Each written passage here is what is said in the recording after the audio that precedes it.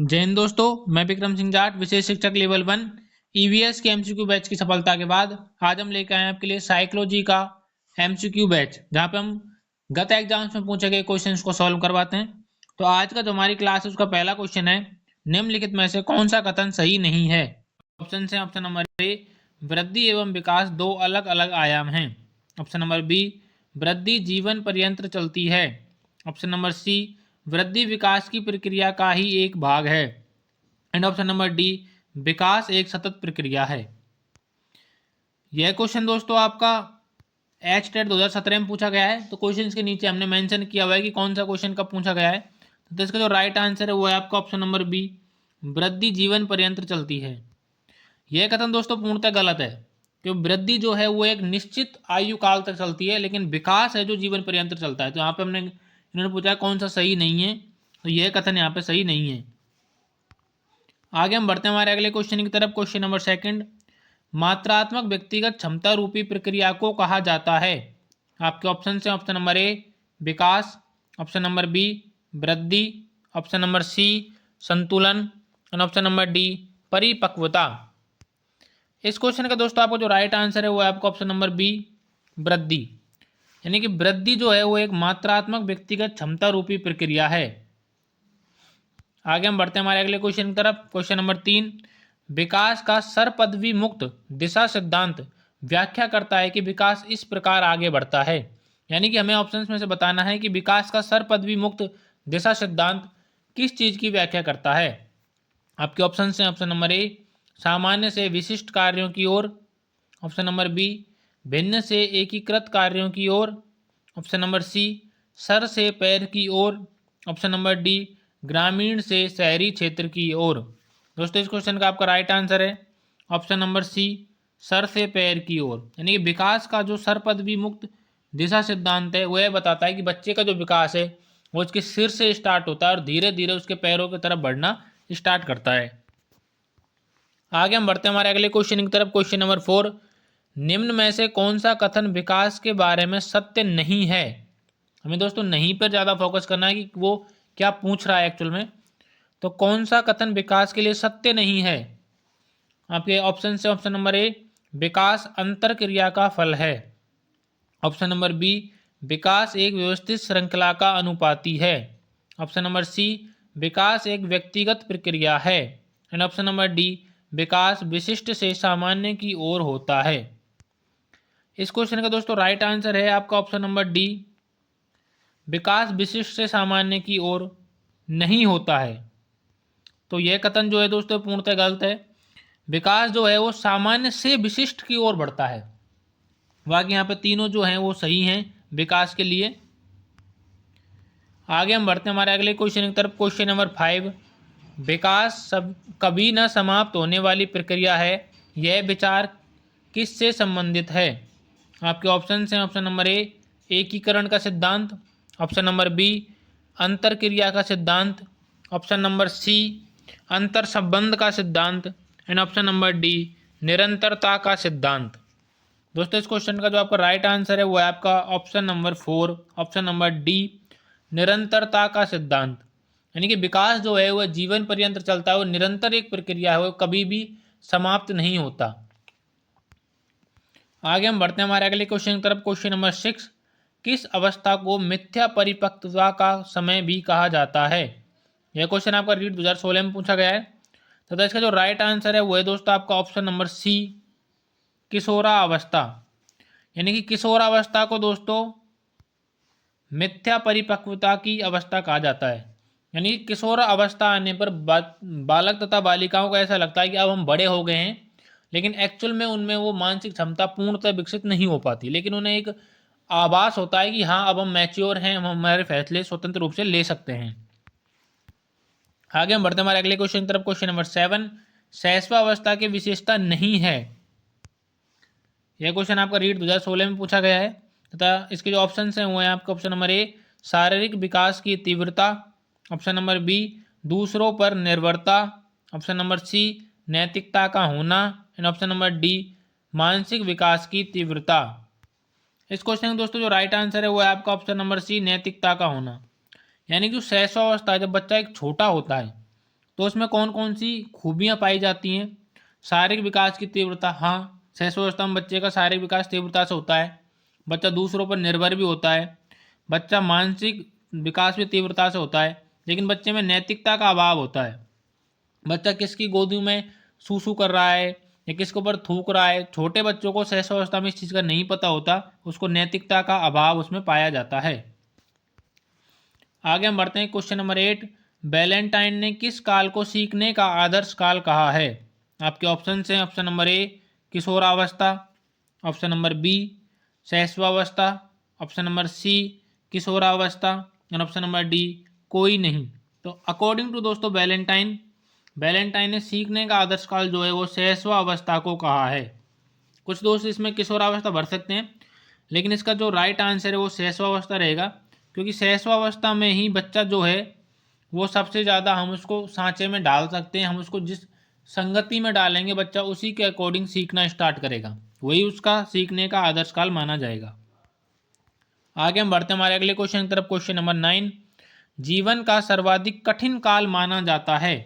आपके ऑप्शन हैं, option number A किशोरावस्था को, ऑप्शन नंबर बी बाल्यावस्था को, ऑप्शन नंबर सी शैशवावस्था को एंड ऑप्शन नंबर डी कोई नहीं।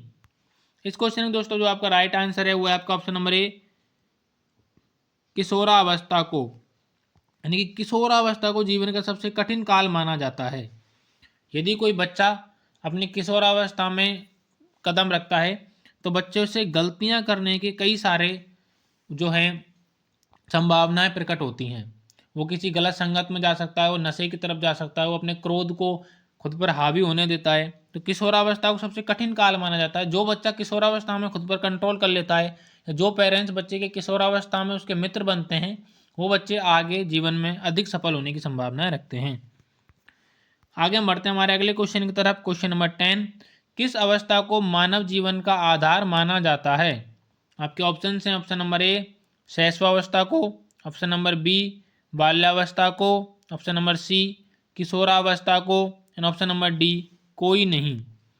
तो इस क्वेश्चन का दोस्तों जो आंसर है इसका अंदाजा आप पहले के एक क्वेश्चन से भी लगा सकते हैं। इसका राइट आंसर है वो है आपका ऑप्शन नंबर ए शैशवावस्था को, यानी कि शैशवावस्था में दोस्तों शारीरिक भी मानसिक विकास दोनों ही बहुत तीव्रता से होते हैं तथा शैशवावस्था में बच्चे को खान पान तथा पेरेंटिंग का बहुत फर्क पड़ता है। तो इसे ही बच्चे का या मानव का जीवन का आधार माना जाता है शैशवावस्था को। आगे हम बढ़ते हैं हमारे अगले क्वेश्चन की तरफ। Question number 11। खिलौने की आयु कहा जाता है? आपके ऑप्शन से ऑप्शन नंबर ए पूर्व बाल्यावस्था को, ऑप्शन नंबर बी उत्तर बाल्यावस्था को, ऑप्शन नंबर सी शैशवावस्था को एंड ऑप्शन नंबर डी कोई नहीं। इस क्वेश्चन दोस्तों आपका राइट आंसर है ऑप्शन नंबर ए पूर्व बाल्यावस्था को। शैशवावस्था में दोस्तों बच्चा जो है वो दूसरों के ऊपर डिपेंडेंसी रखता है, वो खुद से खिलौनों से नहीं खेल सकता, वो मम्मी पापा के द्वारा उसको हंसाया जाता है या उसे मनोरंजन किया जाता है। उत्तर बाल्यावस्था में दोस्तों वो दोस्त बनाने लग जाता है, इसके साथ वो नई नई चीज़ों से अपने आपको मनोरंजन करने लग जाता है। लेकिन जो खिलौने की जो एक्चुअल आयु है वो है किशोरावस्था से निकलते ही बाल्यावस्था का प्रारंभिक काल या पूर्व बाल्यावस्था को खिलौनों की आयु माना जाता है। आगे हम बढ़ते हैं हमारे अगले क्वेश्चन की तरफ। Question number 12। प्राथमिक विद्यालय आयु किस अवस्था को माना जाता है? आपके ऑप्शन हैं, ऑप्शन नंबर ए शैशवावस्था को, ऑप्शन नंबर बी बाल्यावस्था को, ऑप्शन नंबर सी किशोरावस्था को एंड ऑप्शन नंबर डी पूर्ण अवस्था को या प्रौढ़ावस्था को। इस क्वेश्चन का दोस्तों राइट आंसर है वो है आपका ऑप्शन नंबर बी बाल्यावस्था को, यानी कि प्राथमिक विद्यालय की जो आयु है दोस्तों वह बाल्यावस्था को माना जाता है, क्योंकि बच्चा 5 और 6 साल की आयु के बाद ही विद्यालय में एडमिशन लेता है, उससे पहले वो माता पिता के द्वारा ही सीखता है। तो प्राथमिक विद्यालय आयु बाल्यावस्था को माना जाता है। आगे हम बढ़ते हमारे अगले क्वेश्चन की तरफ। Question number 13। किशोरावस्था में सामाजिक विकास की विशेषता है? यह क्वेश्चन आपका फर्स्ट ग्रेड 2020 में पूछा गया है। इसके ऑप्शन हैं, ऑप्शन नंबर ए समूह का निर्माण, ऑप्शन नंबर बी मैत्री भावना का विकास, ऑप्शन नंबर सी विद्रोह की भावना एंड ऑप्शन नंबर डी उपरोक्त सभी। दोस्तों बहुत अच्छा क्वेश्चन है। इसमें पूछा गया है किशोरावस्था की विशेषताएं क्या क्या हैं। समूह का निर्माण, बच्चा जो है वो बहुत ज़्यादा दोस्तों से घुल मिल कर रह रहता है, दोस्त बनाता है किशोरावस्था में, एक ग्रुपिंग की तरफ बढ़ता है। दूसरा, मैत्री भावना का विकास। अक्सर देखा जाता है कि दोस्तों के साथ रहना, उनके साथ खेलना, बाइक पे घूमना, ये सभी किशोरावस्था की विशेषताएं मानी जाती हैं। विद्रोह की भावना, यदि कोई भी बच्चे की मनपसंद काम नहीं हो रहा तो वो गुस्सा प्रकट करता है या फिर वो विद्रोह की भावना यहाँ पे शो करता है। इसलिए इस क्वेश्चन का जो राइट आंसर है वो है आपका ऑप्शन नंबर डी, उपरोक्त सभी। यानी कि किशोरावस्था की विशेषताएं समूह का निर्माण, मैत्री भावना का विकास और विद्रोह की भावना, तीनों ही ऑप्शन इसमें सही हैं। आगे हम बढ़ते हैं क्वेश्चन नंबर 14। वृद्धि निम्नलिखित कालों में से किस काल में सबसे अधिक होती है? यह क्वेश्चन पीटीआई 2018 में पूछा गया है। और आपके ऑप्शन हैं ऑप्शन नंबर ए शैशवावस्था, ऑप्शन नंबर बी बाल्यावस्था, ऑप्शन नंबर सी तरुणावस्था और ऑप्शन नंबर डी किशोरावस्था। इस क्वेश्चन का दोस्तों जो आपका राइट आंसर है वो है ऑप्शन नंबर ए शैशवावस्था। यानी कि जो वृद्धि है वो शैशवावस्था में सर्वाधिक बढ़ती है, चाहे वो शारीरिक वृद्धि हो चाहे वो मानसिक वृद्धि हो। सभी जो वृद्धि के प्रकार हैं वो आपके शैशवावस्था में सर्वाधिक पाए जाते हैं। बाकी विकास जो है वो जीवन पर्यंत की प्रक्रिया है, वो आदमी में धीरे धीरे मैच्योरिटी के अनुसार बढ़ता रहता है। आगे हम बढ़ते हैं हमारे अगले क्वेश्चन की तरफ। Question number 15। निम्न में से कौन सा वृद्धि और विकास का प्रथम चरण है? आपके ऑप्शन हैं ऑप्शन नंबर ए शारीरिक विकास, ऑप्शन नंबर बी सामाजिक विकास, ऑप्शन नंबर सी नैतिक विकास एंड ऑप्शन नंबर डी मानसिक विकास। यह क्वेश्चन दोस्तों यूपी टेट 2018 में पूछा गया है। तो इसका जो राइट आंसर है वो है आपका ऑप्शन नंबर ए शारीरिक विकास। यानी शारीरिक विकास जो है वो वृद्धि और विकास दोनों में ही दोस्तों प्रथम चरण माना जाता है। सबसे पहले बच्चे का जो शरीर है, जो उसकी शारीरिक संरचना है वो डेवलप होना स्टार्ट होती है, उसके बाद वो मानसिक रूप से, नैतिक रूप से और सोसाइटी के अनुसार अपने आप को चेंज करता है। आगे हम बढ़ते हैं हमारे अगले क्वेश्चन की तरफ। Question number 16। कौन सी अवस्था में शारीरिक विकास की दर सबसे धीमी गति से होती है? आपके ऑप्शन हैं ऑप्शन नंबर ए किशोरावस्था, ऑप्शन नंबर बी बाल्यावस्था, ऑप्शन नंबर सी शैशवावस्था एंड ऑप्शन नंबर डी भ्रूणावस्था। यह क्वेश्चन दोस्तों आपका सेकंड ग्रेड 2018 में पूछा गया है। तो इसका जो राइट आंसर है वो है आपका बाल्यावस्था। बाल्यावस्था दोस्तों जो बच्चे की होती है उसमें बच्चे की लंबाई, वजन वगैरह बहुत ही धीमी गति से बढ़ते हैं तथा बच्चे की जो शारीरिक संरचना है उनमें बदलाव बहुत ही कम देखने को मिलते हैं। सर्वाधिक बदलाव जो देखने को मिलता है दोस्तों वो है किशोरावस्था में, और उसके बाद सर्वाधिक जो बदलाव देखने को मिलता है वो है शैशवावस्था में, और उसके बाद जो सेकंड नंबर पर आती है वो है आपकी किशोरावस्था। लेकिन बाल्यावस्था में बच्चे में विकास जो है वो सर्वाधिक धीमी गति से देखने को मिलता है। आगे हम बढ़ते हैं हमारे अगले क्वेश्चन की तरफ। Question number 17। शारीरिक विकास का क्षेत्र है, ये रीट 2016 में पूछा गया है। आपके ऑप्शन हैं ऑप्शन नंबर ए स्नायु मंडल, ऑप्शन नंबर बी मांसपेशियों की वृद्धि, option number C endocrine gland and option number D उपरोक्त सभी। इस क्वेश्चन का दोस्तों राइट आंसर हुआ आपका ऑप्शन नंबर डी उपरोक्त सभी। यानी शारीरिक विकास के जो क्षेत्र हैं वो स्नायु मंडल हो, मांसपेशियों की वृद्धि हो, शरीर की संरचना में बदलाव आना हो, ये सभी शारीरिक विकास के क्षेत्र में आते हैं। आगे बढ़ते हैं हमारे अगले क्वेश्चन की तरफ। Question number 18। मनुष्य जीवन का आरंभ मूलतः घटित है, यह रीट 2016 में पूछा गया है। आपके ऑप्शन हैं ऑप्शन नंबर ए 2 कोष में, ऑप्शन नंबर बी केवल 1 कोष से, ऑप्शन नंबर सी कई कोषों से और ऑप्शन नंबर डी कोई नहीं। इस क्वेश्चन का दोस्तों राइट आंसर है आपका ऑप्शन नंबर ए 2 कोषों में। यानी कि मनुष्य जीवन का जो आरंभ है वो मूलतः 2 कोष में घटित माना जाता है। अब हम बढ़ते हैं हमारे अगले क्वेश्चन की तरफ। Question number 19। विकास के विभिन्न पक्ष हैं, ये क्वेश्चन फर्स्ट ग्रेड 2020 में पूछा गया है। इसके जो ऑप्शन हैं वो है ऑप्शन नंबर ए शारीरिक एवं गतिक विकास, ऑप्शन नंबर बी संवेगात्मक एवं सामाजिक विकास, ऑप्शन नंबर सी मानसिक एवं संज्ञानात्मक विकास एंड ऑप्शन नंबर डी उपरोक्त सभी। इस क्वेश्चन का दोस्तों जो आपका राइट आंसर है वो है ऑप्शन नंबर डी उपरोक्त सभी।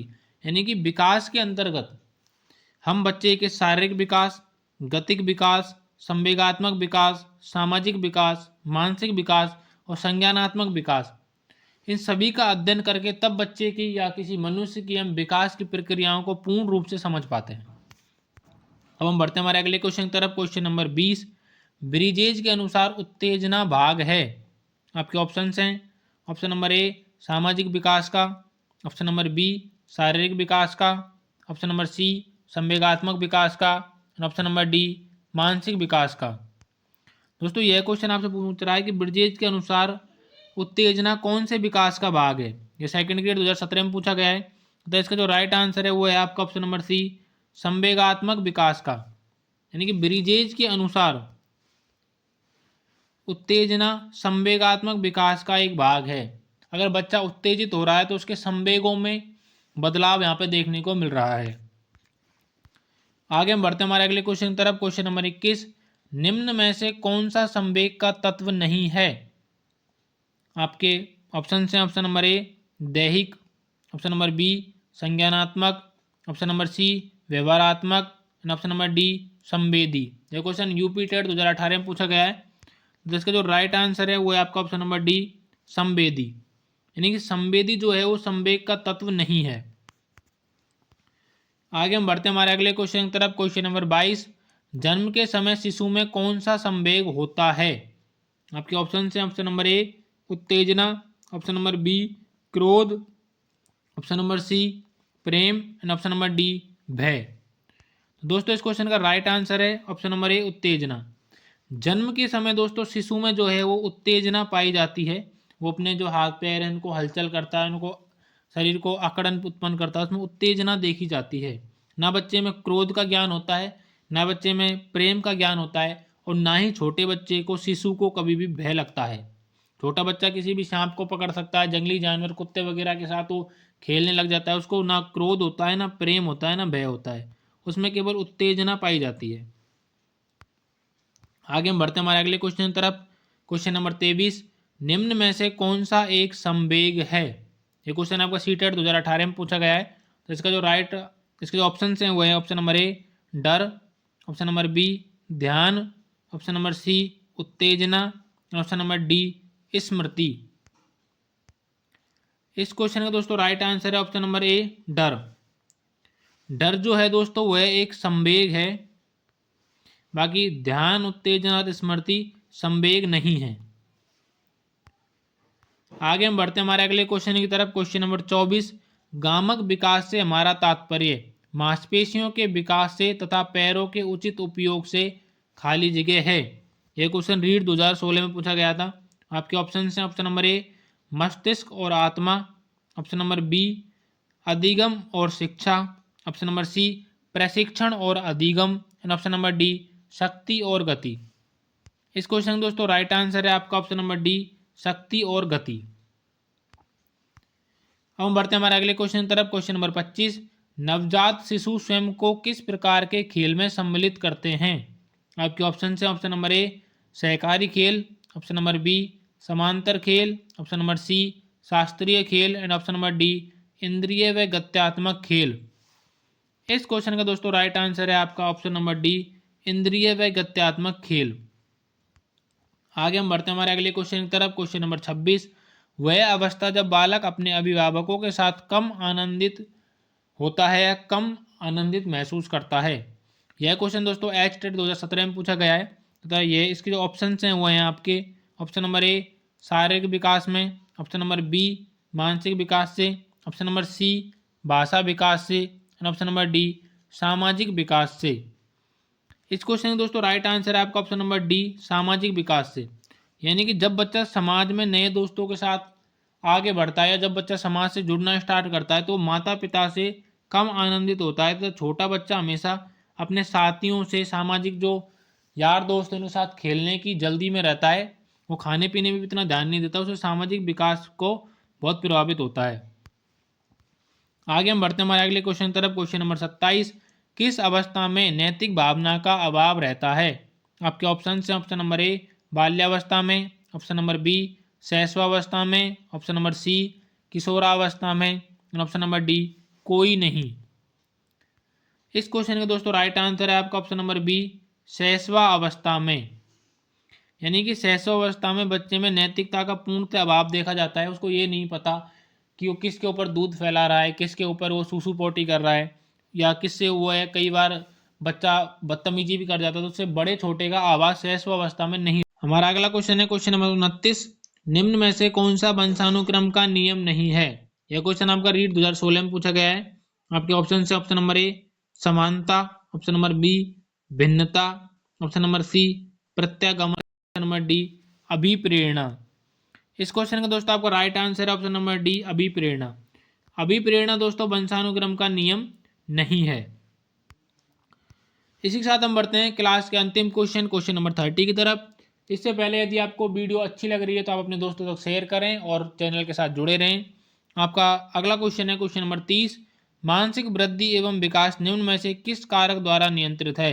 यह क्वेश्चन एचटेट 2017 में पूछा गया। आपके ऑप्शन है ऑप्शन नंबर ए अनुवांशिकता, ऑप्शन नंबर बी अनुवांशिकता एवं पर्यावरण कारक, ऑप्शन नंबर सी केवल पर्यावरण कारक, ऑप्शन नंबर डी कोई नहीं। इस क्वेश्चन का दोस्तों राइट आंसर है आपके ऑप्शन नंबर बी अनुवांशिकता एवं पर्यावरण कारक। यानी कि बच्चे की जो मानसिक वृद्धि और विकास जो है वो अनुवांशिकता यानी कि उसके माता पिता के गुण दोषों पर निर्भर करता है, साथ में वो डिपेंड करता है पर्यावरण कारक, आप किस परिवेश में निवास कर रहे हैं। यदि आपके आसपास की सोसाइटी अच्छी है, अच्छे लोगों की है, तो आप में भी अच्छे गुणों का आदान प्रदान होगा। लेकिन यदि आपके आसपास सोसाइटी खराब है, गाली गलौच या उस तरीके की है, तो आप भी धीरे धीरे उन्हीं गुणों को अपनाते हैं। आज की क्लास में दोस्तों इतना ही। आई होप आपको क्लास अच्छी लगी होगी। Thanks for watching this video. धन्यवाद।